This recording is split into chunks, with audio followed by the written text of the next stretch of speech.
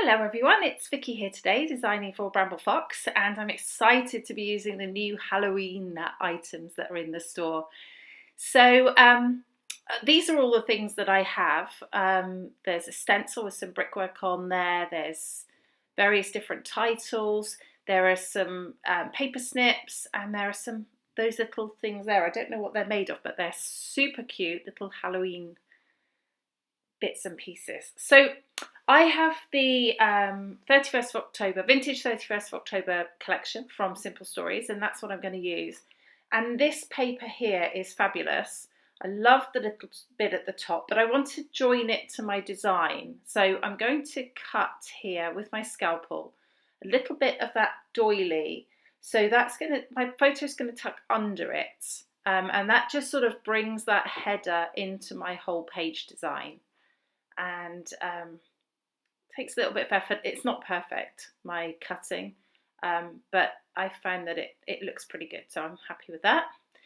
And this is what I'm thinking. I've got the same photo of my friend's little boy, and he's dressed for Halloween, and I've printed one in colour and one in black and white, and that's sort of what I'm thinking about where I'm going to put them. And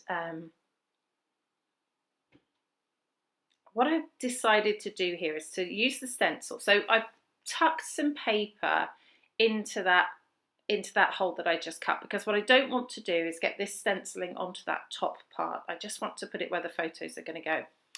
So I'm using the brickwork stencil, which is fabulous. I can see me using this lots and lots. And I'm using the Spice Marmalade Distress Oxide by Tim Holtz. So I'm using that, and I'm just sort of arranging an area of this brickwork. And the good thing about this is you can just put it next to the previous piece and get a larger area. I'm not stenciling a square. I'm sort of stenciling roughly onto it, because what I don't want to do is have a perfect shape there. And some of the edges sort of fade off. That's the effect I'm going for. And I keep bringing my photos back so that I can see where I might need a little bit more.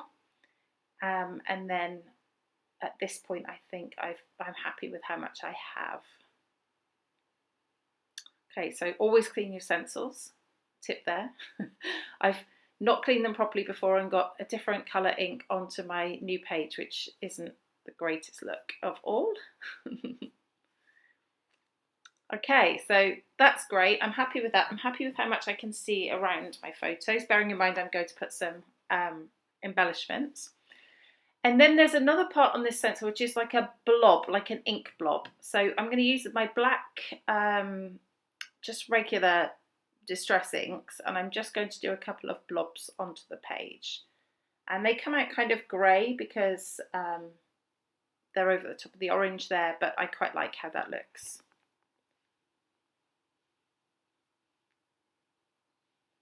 Okay, so I've got a couple of those in.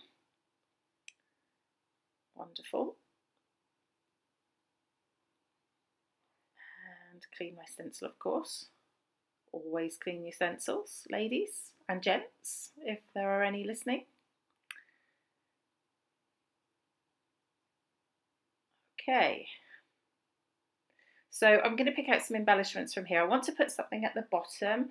And Simple Stories is great for pre-made clusters, and this one looks perfect. I had to, at the end, obviously cut off the bottom piece that was overhanging the bottom, but it was a great start to my little cluster that I want to create down there.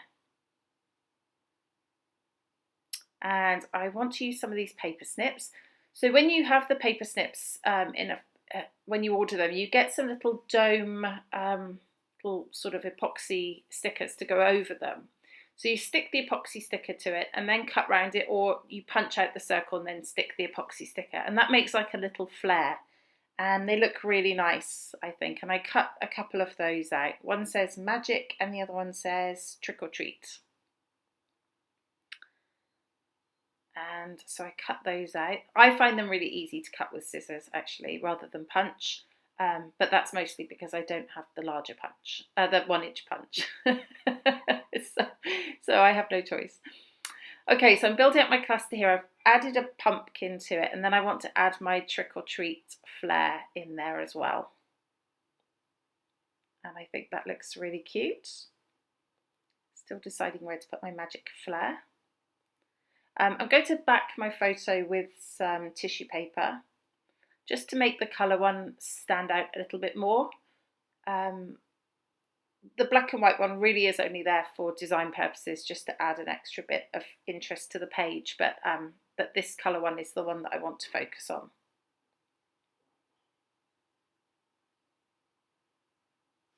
So I wrinkled up the tissue paper just to add a little bit of extra texture to it. And now I'm just folding it into sort of a concertina to make a mat for my photo.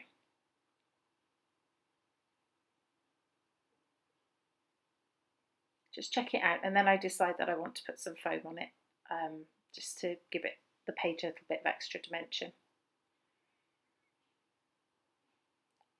A bit more sticking there just to make sure that that is flat, because I don't want it flopping off the page.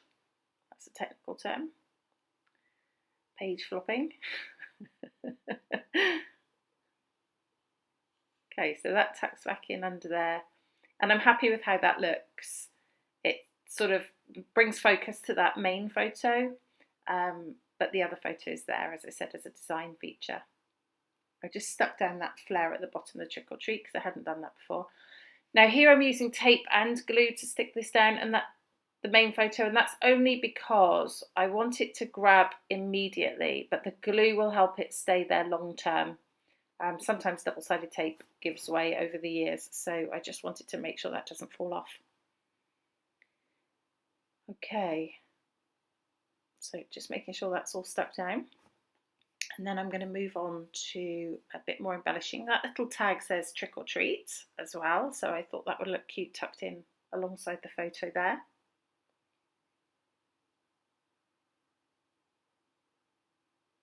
This is a nice easy layout because of the pre-clustered paper and embellishment that I used. This comes together really quite quickly, so it's a great layout to make. I'm using the Halloween title there. I think about using the stacked pumpkin, but it's not quite the right orange for this collection, or for the orange in this collection. So I save those for my next layout, and because I want them to look perfect. So I do use this cat, and at first I think I'm going to put him here, and I'm thinking, okay, he looks cute here. I'll get him put there. And then when I turn him over to take the plastic off, I realise that he's actually etched and facing the other way.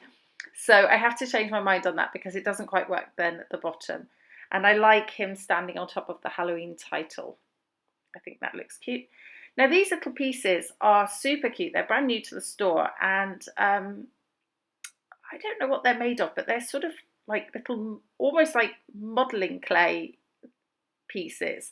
And they are super cute. I put this little cat sat on a pumpkin down at the bottom, and I use another one at the top in a bit. But yeah, I really love those. So they're definitely worth having a look at in the store. This one is the Halloween layout, Halloween title, and I'm just going to put that there, stuck down with Scotch tacky glue, which is my preferred glue for sticking down. But you can also use glossy accents or quite a few wet glues really. Probably PVA isn't strong enough, but any strong wet glue. The cat's also stuck down. He's pretty cute.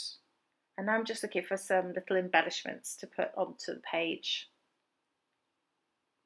And I know I want to bring some orange up to the top because I have orange at the bottom, but I have none up by the photos.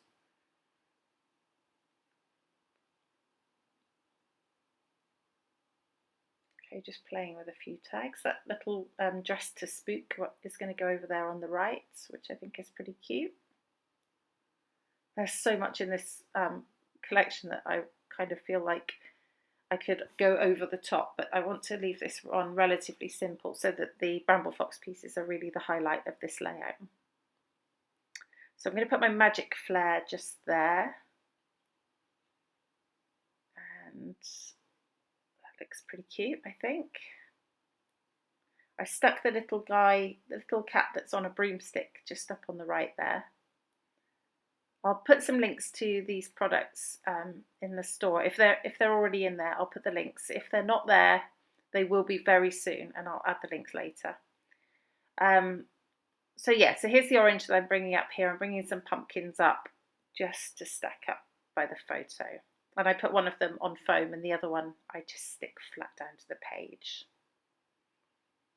I don't really want to cover anything of the cluster at the top up, so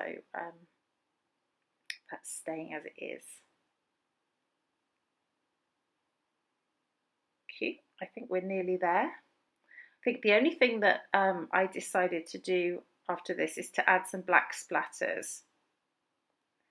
And I have an old